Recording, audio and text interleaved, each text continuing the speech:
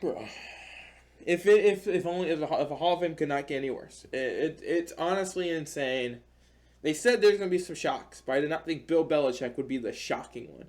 This is one of the biggest snubs of all time. But anyway, how's it going, guys? It's me, your favorite advocate, content creator, Kumph-E Rambles here. And today we got to talk about the biggest snub in Hall of Fame history, and it's not even really particularly close. We'll talk about all that and a couple of the head coaching hires that occurred today, in the last few days. But first, we got to do some shameless plugging. Subscribe to Kumph-E Rambles, follow Instagram and TikTok. All that stuff in the description below. Check out Kumph-E Clothes. Amazing, comfortable ass clothing. Go check it out. Great designs. Go buy yourself a shirt. And also, thanks Stubby for sponsoring this video. Great jitter-free, sugar-free, amazing product that helps with mental clarity, with energy, and with focus. Use Kumph11 to get 10% off of all W products. Thanks Stubby for sponsoring this video. Anyway, let's get into the video. Oh my God. If you didn't watch the intro, and if you haven't been on social media at all, if you follow football, Bill Belichick has probably been given the biggest snub in Hall of Fame history, and it's not even particularly close, like I said. He is apparently not a first ballot Hall of Famer. Apparently, with 8 Super Bowls in total, including head coach and coordinator, and apparently he doesn't deserve, and he's not deserving of any first ballot Hall of Fame glory.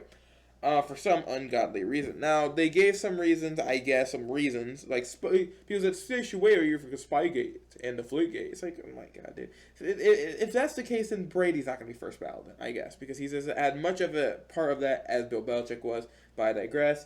This is just an absolutely disgusting act by the Hall of Fame and the people who vote for it. The 10 people who decided not to vote him in, they need to be fucking booted out of there and not have any sort of right to make any opinions about anything football related, and if their names come out, don't listen to them ever again when it comes to football. Just absolutely disgraceful that Bill Belichick is not given the Hall of Fame a nod. From Bill Belichick should not accept anything from the Hall of Fame now because this should have been first ballot.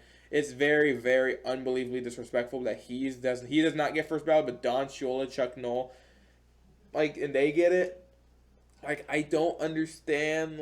Tom Landry also got it. Those are the only 3 first ballot coaches ever, and they all combined have only the same amount of Super Bowls as Bill Belichick has in total. It is unbelievable that he's not first ballot, and it's because they hate him. It's because the people who did the votes hate him. They don't want to give him respect.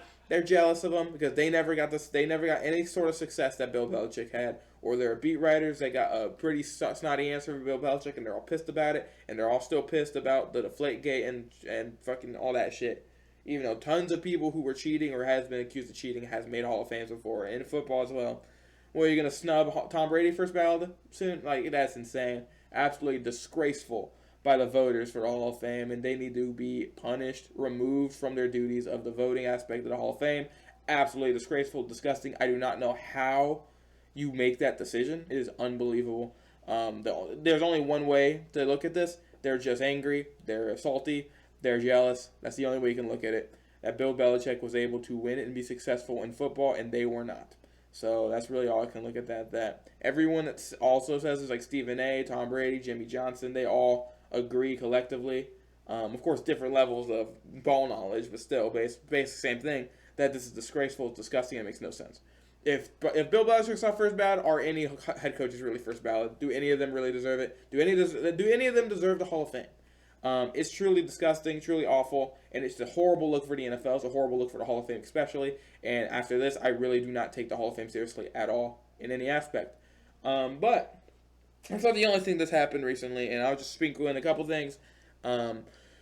Some new head coaching hires. Todd Monken was hired by the Browns today. I actually really like the hire. I think it makes a lot of sense. He has connections with the Browns. He's been coaching. He's coached for the Browns before. He's the only person that clearly wanted the job, and I think he's a good offensive mind. So I really do like this hire a lot.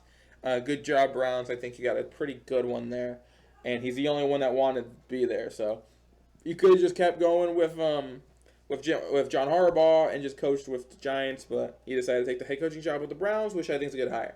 But a bad hire is Joe Brady for the Bills. Horrible hire. I think this is a ginormous mistake. You should have just kept McDermott.